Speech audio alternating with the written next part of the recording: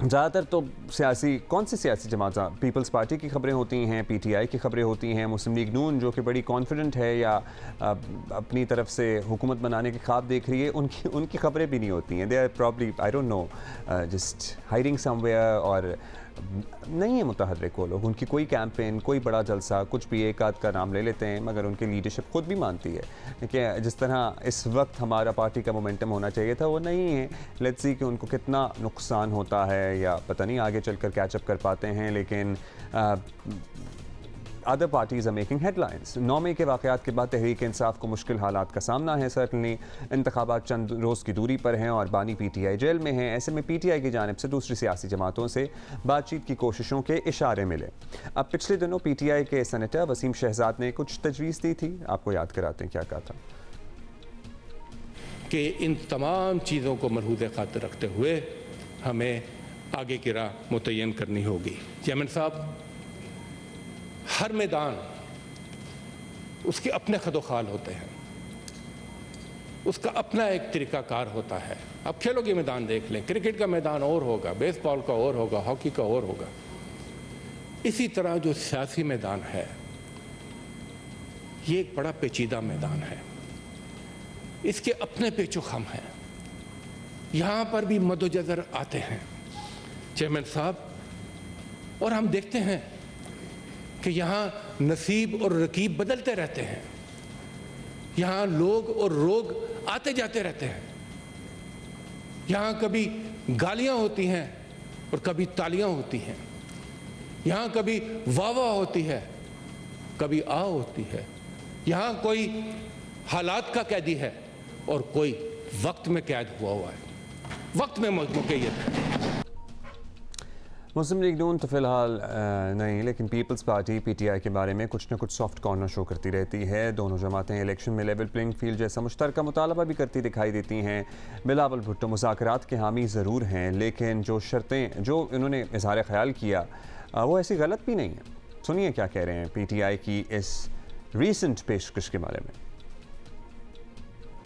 जब हम कहते थे कि हम पे जाली केसेस बन रहे हैं, तो खान साहब खुद कहता था कि इदारे तो आज़ाद है, आप उन इदारों में जाके अपना सफाई करें। तो अब खान साहब को वही करनी चाहिए, इन इदारे में अपने आप का सफाई करना चाहिए, और उसी का किया हुआ जो इसने पाकिस्तान की सियासत में शुरू किया अब वो खुद भुगत रहा है। आगे जाके हमें इस किस्म का क्लाइमेट बनाना चाहिए ताकि सियासतदान सियासत करे, अवाम का खिदमत करे, अवाम का नुमाइंदगी करे, और जब हम हुकूमत में हो हम हुकूमत करें, और अपोजिशन में हो जेल में हो, ये तो सही रवाया नहीं है।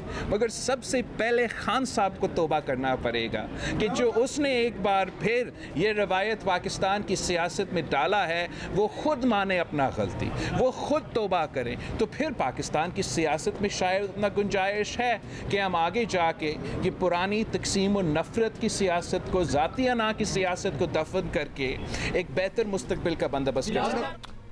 तहरीक इंसाफ की बातचीत की पेशकश बजा, लेकिन आगे बढ़ने से पहले गलतियों, जो माजी की गलतियां हैं, उनका एतराफ़ भी करने में कोई हर्ज नहीं है। सियासी जमातों को इतना तो यकीन होना चाहिए कि बानी पीटीआई भी अब समझ चुके हैं कि मुल्क आगे चलाना है तो सबको मिलजुल कर आगे चलना पड़ेगा, और ये यकीन दिलाने के लिए माजी की गलतियों का एतराफ़ ज़रूरी है। लेकिन चंद दिन पहले जो हेयरिंग से मुताल्लिक उनकी खबर आई थी ना, जब इलेक्शन कमीशन के मेंबरान से मुताल्लिक बानी पीटीआई ने इज़हार ख्याल किया था, जो तौहीन इलेक्शन कमीशन केस था, ये इत्तला आई थी, खबर रिपोर्ट हुई थी कि भाई वो गुस्से में आ गए, आग बबूला हो गए, और उन्होंने कहा कि मैं जब दोबारा जीतूँगा तो सब पर आर्टिकल 6 लगाऊँगा। सो अब पता नहीं कुछ चेंज आया है या नहीं आया है, लेट्स सी क्या होता है। सीनियर तज्ज़ियाकार इरशाद भट्टी साहब हमारे साथ मौजूद हैं। शुक्रिया भट्टी साहब, तहरीक इंसाफ के शहजाद वसीम की जानिब से सेनेट में ये तजवीज़ सामने आई थी कि भाई तमाम जमातों को बैठना चाहिए, डायलॉग होना चाहिए, सियासी इंतकाम का सिलसिला बंद होना चाहिए, और सोचना चाहिए कि मुल्क को कैसे आगे लेकर जाना है। कैसी लगी आपको ये तजवीज़? बहुत अच्छी तजवीज़ है, बल्कि अगर इसको ये कहें कि गलत मौके पे सही तजवीज़ है तो ज़्यादा बेहतर होगा। और बात आगे बढ़ाने से पहले मैं वसीम शहजाद साहब से पूछना चाहूँगा, या शहजाद वसीम साहब से, कि क्या इमरान खान साहब से उन्होंने ये पूछा है जो कुछ उन्होंने कहा है?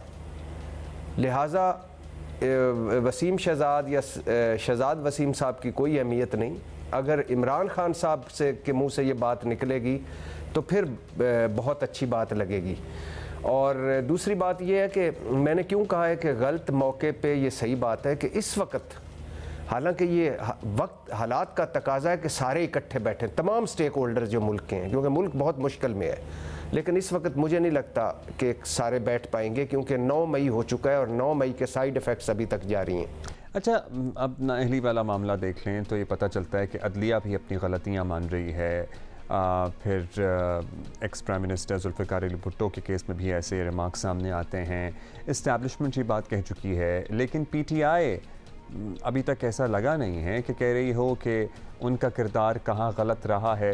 तो आपके मुताबिक क्या तहरीक इंसाफ ये समझती है कि वो बिल्कुल ठीक रहे हैं, वो हक़ और सच की लड़ाई लड़ते रहे हैं और जो भी उन्होंने लड़ाई लड़ी प्रिसाइसली वो बिल्कुल जायज़ थी, या वो अपने अंदाज़े सियासत और जिस तरह की उन्होंने साल हा साल सियासत की है उस पर नज़रसानी करेंगे?